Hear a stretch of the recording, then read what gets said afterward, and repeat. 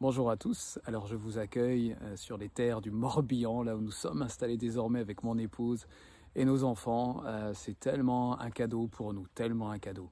Là, ce bois où je suis est juste derrière la maison. C'est combien Dieu nous connaît intimement, connaît les vrais désirs de nos cœurs. Et c'était un plaisir pour moi de vous partager vraiment ma joie d'être ici avec Claire. Bref, c'est pas le premier sujet de la vidéo. C'était enchaîné sur la précédente vidéo, là où je parlais de ce face-à-face avec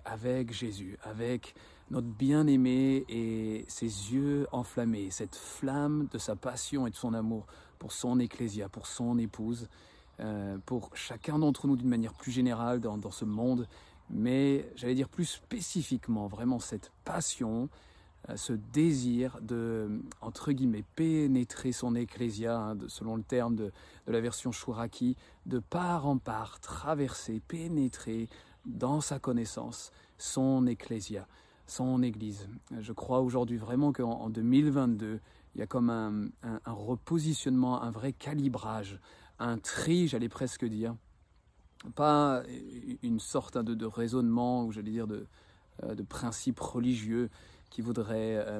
mettre de côté des personnes, mais je crois vraiment que Jésus est en train de faire le tri sur là où on a accepté dans nos cœurs de laisser vraiment son épée à double tranchant sonder nos reins, sonder nos cœurs, sonder nos motivations, sonder ce qui habite vraiment les endroits parfois et souvent obscurs de nous-mêmes, même sur les bonnes choses qu'on pense faire, les choses pour l'Église, les choses pour servir son prochain, mais qui finalement ont très peu de choses à voir avec vraiment l'essence même de la vie du Christ qui demeure en nous, de cette dynamique de demeurer en lui et lui en nous. Et je crois que 2022 est ces saisons où Jésus, le Seigneur de son Église, de son Ecclésia, le bien-aimé de son épouse, fait le tri, positionne et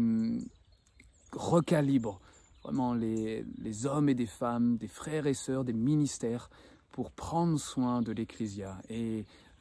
mettre de côté pendant un moment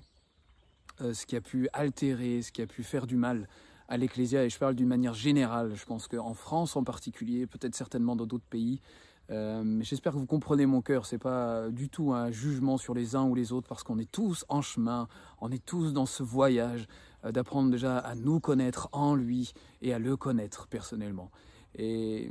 cette saison est un moment où l'Église permet d'être délestée par son Sauveur, son Seigneur lui-même, qui l'allège de ce qui l'apaise, de ce qu'il a parfois même dévisagé, j'allais presque dire, à certains endroits. Et pendant ce mois, j'allais dire, vraiment le Saint-Esprit m'a interpellé particulièrement, même plus que ce mois d'ailleurs, sur le livre d'Apocalypse. Et à la place de focaliser vraiment sur l'emphase des derniers temps et d'un scénario très catastrophique et assez flippant, même si je ne dis pas que tout va se dérouler d'une manière bisounours et que tout va se passer légèrement, c'est pas ça non plus ce que je veux dire. Mais plus que ça, je crois vraiment que le livre d'Apocalypse est une vraie révélation, un vrai dévoilement de l'épouse du Christ, de l'épouse du bien-aimé, de la nature et la substance céleste de l'Ecclésia. Je crois que 2022 et les années suivantes vont être une révélation, un phare vraiment du Saint-Esprit, de l'Esprit sur la nature céleste de l'Ecclésia, sur le fonctionnement céleste de l'Ecclésia, sur les principes célestes à restaurer au sein de l'Ecclésia, afin d'embrasser vraiment l'identité d'épouse que nous sommes pour notre bien-aimé. Cette épouse radieuse et glorieuse, au-delà de nos failles, au-delà de nos manquements, au-delà de nos péchés. Comprenez-moi bien, je ne justifie pas nos péchés. Ce que je veux dire, c'est que tout comme Paul qui utilise cette expression des vases de terre que nous sommes, ou les séquelles du passé, les manquements, les failles encore, les blessures, tout ce qui pourrait avoir l'impression d'altérer la perfection qui est déjà déposée en nous, n'est pas un problème pour Jésus, n'est pas un problème pour le Saint-Esprit, n'est pas un problème pour le Père. Il veut révéler dans ces temps vraiment le trésor glorieux qu'il a déposé en nous, au-delà de nos propres failles, au-delà de encore nos manquements, là où on a l'impression d'être hors jeu presque.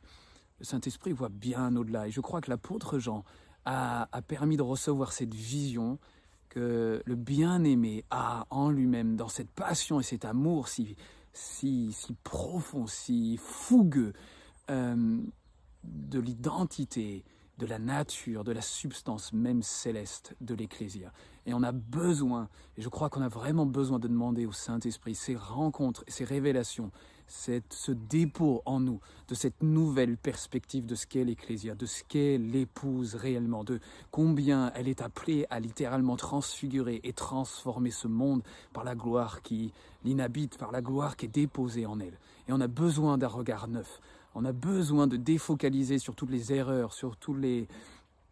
aspects beaucoup moins jolis de ce qu'est l'Ecclésia aujourd'hui. On a besoin de demander au Saint-Esprit de refixer nos regards vers notre bien-aimé qui lui-même nous montre dans un reflet de sa propre vie la nature céleste, la nature glorieuse, la nature parfaite de l'Ecclésia. Apocalypse 21, à partir du verset 9, il me semble, montre cet ange qui prend Jean avec lui afin de lui montrer l'épouse en lui disant « Je vais te montrer la femme de l'agneau, l'épouse de l'agneau ». Et il le transporte dans la plus haute montagne, dans une montagne spirituelle. Cette épouse que nous sommes est aussi une dimension spirituelle où la gloire même du Dieu vivant se manifeste, où son trône et celui de l'agneau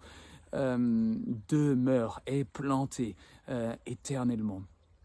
Et nous avons besoin, je le redis, de recevoir le flot de lumière qui renouvelle les yeux de notre cœur, qui renouvelle la construction de notre intelligence, notre compréhension, notre perception, notre vraie pensée de ce qu'est l'Ecclésia au fond de nous. On a besoin de demander au Saint-Esprit ce même transformation que Jean a pu vivre avec ses visions, où il a pu voir la nature réelle de l'épouse, où il a pu voir la nature réelle de ce qu'est l'Ecclésia, de ce qu'est l'Église de Christ. Pas ce système terrestre qu'on a au fur et à mesure voulu améliorer et qui ne tient plus aujourd'hui, qui est en train de se démanteler, pas à cause des hommes en eux-mêmes. Je crois qu'il y a une histoire de saison, de temps, Kairos, où ça ne tient plus aujourd'hui, où les erreurs ne peuvent plus perdurer à cause des besoins du monde qui sont tellement grandissants, les défis qui sont bien plus grands aujourd'hui maintenant. Et je vais finir cette vidéo en... Je vous encourage vraiment pas comme une sorte de développement craintif de cette fin des temps, d'un scénario vraiment pas, réjouissant, mais de lire le livre de l'Apocalypse, les premiers 4 chapitres, et ensuite à partir du chapitre 19 jusqu'au chapitre 22. Vous pouvez lire ceux qui sont entre eux, bien sûr, mais ces chapitres dont je vous parle sont des chapitres qui ont une telle substance, un tel dépôt de révélation de la nature profonde de l'Ecclésia, de ce que nous sommes vraiment en tant qu'identité d'épouse et en tant que réalité spirituelle, en tant qu'épouse céleste qui descend des cieux depuis Dieu pour transfigurer et transformer, manifester cette nouvelle terre qui vient des nouveaux cieux. Nous avons besoin de cette révélation pour un nouveau paradigme, des nouveaux repères, des nouveaux principes, une nouvelle, pas simplement manière de vivre ce qu'est l'Ecclésia, mais une nouvelle manière de comprendre ce qu'est l'Ecclésia, de la vivre ensemble et de la vivre personnellement. Vraiment. Alors je prie que le Saint-Esprit nous fasse grâce comme il le désire, malgré nos imperfections, malgré nos moquements, malgré nos failles. Ce n'est pas un problème pour lui. Il fera le tri chez les uns et chez les autres, dans les ministères actuels. Il fera le tri, il s'en occupera pour prendre le temps avec chacun, de réajuster, de recalibrer ce qui est nécessaire, pour prendre soin de l'Ecclésia, pour recevoir cette révélation céleste de l'Église du Christ, de son épouse qui est tellement radieuse au beau milieu de toutes nos failles, de toutes nos déchirures, de toutes nos imperfections, le dépôt glorieux de l'infinie richesse de cet héritage qu'il a déposé dans les saints, qu'on peut lire dans Éphésiens au chapitre 1 à partir des versets 16, 17 ou 18. Voilà, soyez abondamment bénis et que ce temps 2022 de recalibrage, de repositionnement pour les ministères, les uns et les autres, les frères et sœurs dans notre place, dans notre rôle au sein de l'Ecclésia, mais aussi de cette révélation de la nature céleste, de la substance céleste, du paradigme vraiment qui vient d'un autre monde concernant l'Ecclésia,